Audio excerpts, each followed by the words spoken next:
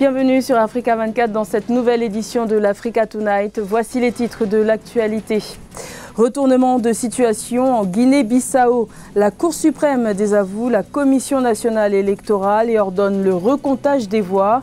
Les compteurs sont donc remis à zéro pour les deux candidats du second tour de l'élection présidentielle du 29 décembre 2019, à savoir Umaro Sissoco Embalo et Domingos Simoes Pereira.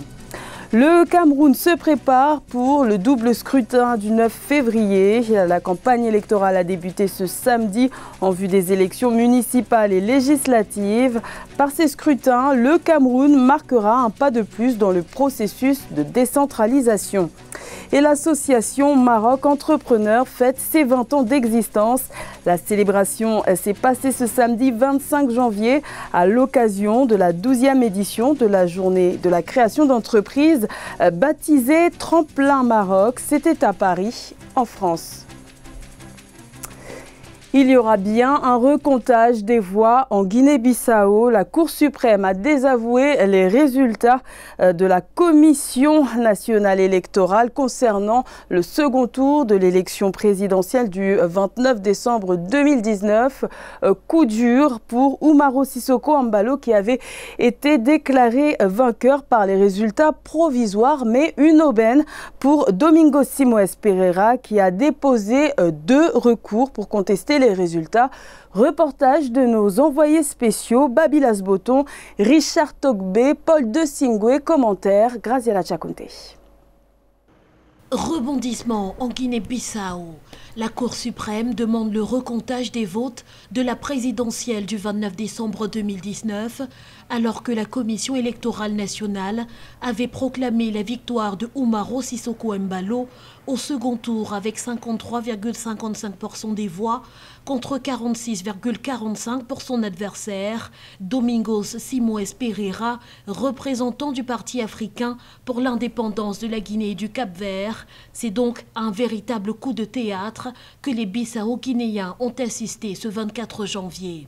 Avec cette décision, la Cour suprême, juridiction du dernier ressort en matière électorale, relance totalement le processus électoral dans ce pays d'Afrique de l'Ouest, alors que la CEDEAO avait d'ores et déjà demandé aux autorités de procéder à l'investiture de Umaro Sissoco Embalo. Na minha opinião, eu começo por criticar a posição da CEDEAO, initialmente. Parce que la CEDEAO devrait patienter, parce que la Guinée-Bissau étant dotée d'institutions qui permettent de trancher des contentieux électoraux, la CEDEAO devait attendre que la Cour suprême se prononce de façon définitive sur le contentieux électoral. Donc ce qui voudra dire que pour le moment, il n'y a pas de vainqueur aux élections de décembre 2019. Il n'y a pas également de vaincu. Nous attendons la décision de la Cour suprême. Seja investido na comissões no cargo enquanto vencedor das eleições. Une décision favorablement accueillie par Domingos Simoes Pereira et ses partisans qui disent faire totalement confiance à la juridiction suprême. Ce que nous voulons, c'est la vérité électorale. Nous, on a constaté qu'il y avait beaucoup d'irrégularités. Et même la manque de procès-verbaux, nous, on n'avait pas constaté. Mais après, on a constaté qu'il n'y avait même pas un procès verbal, qu'il n'y avait pas un apurement national. Le recomptage des voix ordonné par la Cour suprême bissau-guinéenne avec une vérification approfondie des procès-verbaux pourrait commencer vraisemblablement ce lundi. Pour de nombreux observateurs, ils sont susceptibles de remettre en cause la victoire de Umaro Sissoco Embalo en faveur de son challenger, le Premier ministre Domingos Simoes Pereira, qui n'a jamais accepté sa défaite électorale. La campagne électorale camerounaise a débuté ce samedi en vue des élections municipales et législatives du 9 février. 2 scrutins qui marqueront un pas de plus dans le processus de décentralisation, mais boycottés par le principal parti d'opposition, le Mouvement pour la Renaissance du Cameroun. 35 partis politiques sont néanmoins en lice pour les élections législatives. Rien que pour la région du littoral, 15 formations politiques sont en course. La tête de de liste du SDF dans l'arrondissement situé au nord de Douala, Carlos Gualem, a émis quelques réserves quant au bon déroulement de la campagne. Je vous propose de l'écouter. Le SDF entre dans cette campagne de façon sereine, mais il faut dire que la campagne elle-même s'ouvre dans un climat malsain, entretenu par le maire sortant, qui a envoyé ses sbires et ses gros bras détruire les affiches du SDF à la mairie et qui les a remplacées par ses propres affiches. Nous sommes porteurs d'un projet qui porte sur le développement économique, social, mais également qui a pour ambition d'améliorer les conditions de vie de nos concitoyens. Le projet qui me tient à cœur, c'est la création d'une usine à pavés pour améliorer les conditions de circulation dans les quartiers, la situation des routes et tout ça. Mais également, il est question de développer une économie circulaire avec le tri sélectif et la valorisation des ordures ménagères. Et nous notons également depuis environ 5 ans que les activités économiques dans notre commune ont des difficultés à cause de la pression fiscale qui pèse sur nos concitoyens. Également dans l'actualité, des centaines de Gambiens victimes du régime de l'ancien président Yaya Jammeh ont manifesté ce samedi dans les rues de Banjul. Pour réclamer justice, les manifestants ont arboré des photos de victimes assassinées et de proches portés disparus. Cette mobilisation s'inscrit dans un contexte où les auditions de la commission Vérité et Réconciliation ont repris le 20 janvier. Notons que l'éventualité d'un retour au pays de l'ancien président exilé Yaya Jammeh est de plus en plus évoquée par son camp. Mais le ministre gambien de la Justice a averti, si retour il y a, l'ex-chef de l'État devra passer par la casse-prison. La Guinée est dans l'attente d'une date pour la tenue du référendum constitutionnel annoncé par le président Alpha Condé. L'échéance devrait être connue dans les prochains jours, alors que de son côté, l'opposition continue de protester contre ce qu'elle qualifie de manœuvre du chef de l'État en vue de briguer un 3e mandat. Plus de détails avec Aïssatou Bari.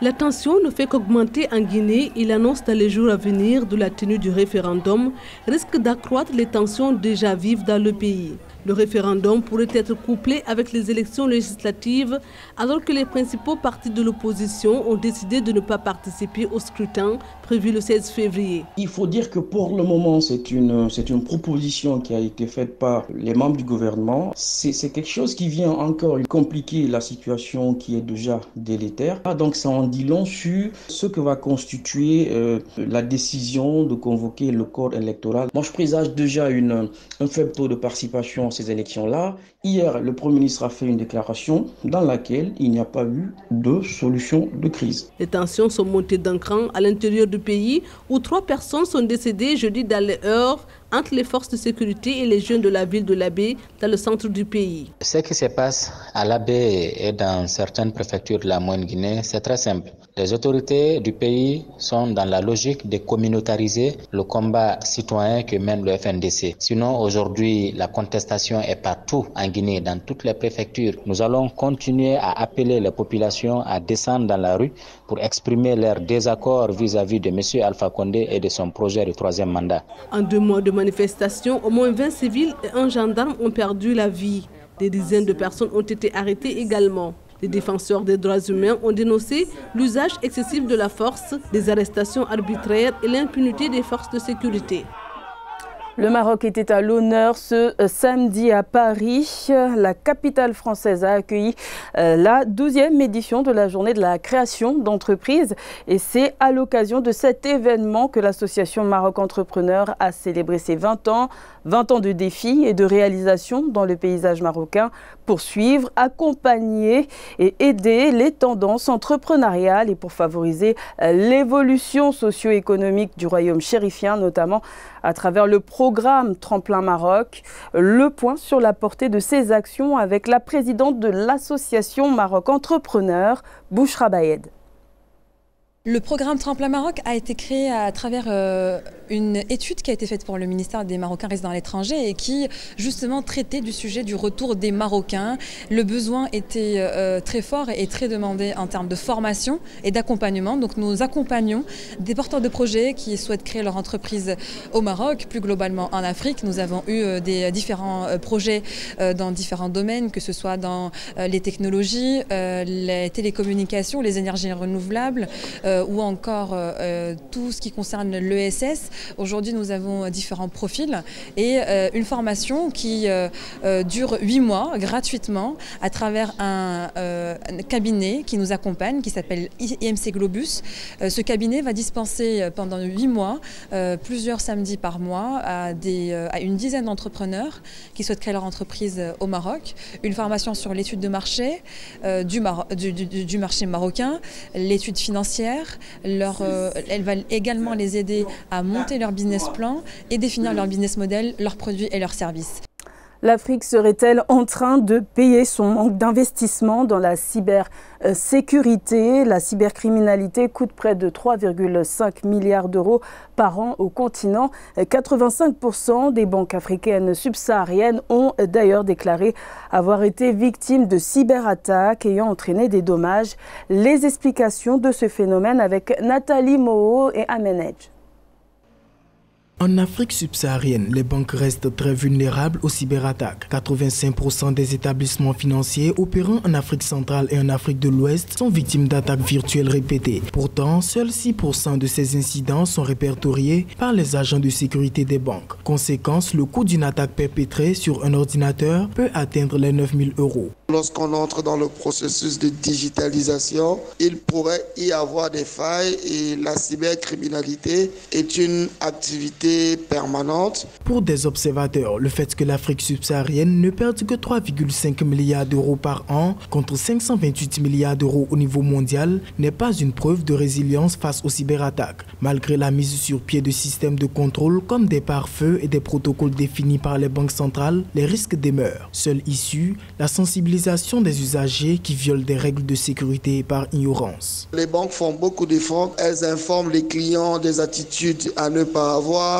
Par exemple, ne pas partager son mot de passe, ne pas utiliser des connexions insécurisées. Dans le système bancaire africain, les cyberattaques sont généralement perpétrées par hameçonnage ou par fraude sur les cartes bancaires, par intrusion dans les systèmes d'information à respectivement 30% chacune. Les autres fraudes consistent en fuite d'informations, usurpation d'identité ou fraude par transfert d'argent.